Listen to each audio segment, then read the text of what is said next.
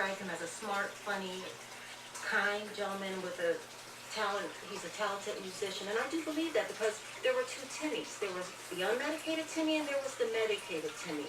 And yes, they are totally different. And when my son was unmedicated and did this heinous act, yes, he did act monstrous. So I do not blame the media at all for calling him that name at all. But they need to come together as a family and understand that their son has a brain disease. And we as Americans need to stop overlooking mental illness and treat it as the disease that it is, as we do cancer, autism, diabetes. The shame, though, and the guilt. There must be terrible moments when you say, what could I have done? Am I responsible? Oh, yes. Neil, I've lived far too long behind a self-imposed wall of silence because of the embarrassment of my son's schizophrenia. A lot of people at my job didn't even understand that I had a son.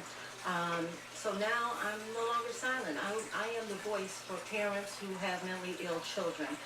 My goal is to help improve mental health services, how we treat the mentally ill in America. At the present moment, I am writing a book. I've been writing for the last 2 years. I've had to get this out of me, or I would probably go insane myself. So and it's titled The Monster's Mother. I hope that I can get a talk show on Oprah Station. We have to keep this going. Just because it's in the media right now, in a month or 2 months from now, let's not stop talking about mental illness. We only bring up the subject when there's tragedy. Let's keep it going. I would love to have a talk show on Oprah Winfrey Network. Oprah, so if you're listening or your producers, please. But we seriously, in all seriousness, we have to keep this subject going. We just can't stop in a month or so after all the hoopla is done with Jared Lochner and his family. And you're right, you mentioned the two Timmys, and I'm sure the Lochners, as you say, remember a kid who's a good musician and lots of fun. We also see that picture, that awful mugshot in the newspaper. Yes.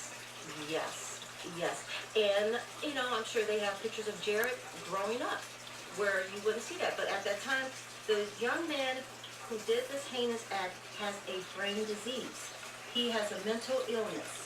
So he is unmedicated. So yes, that picture is scary. And an untreated mentally ill person is a very scary person to come in contact with.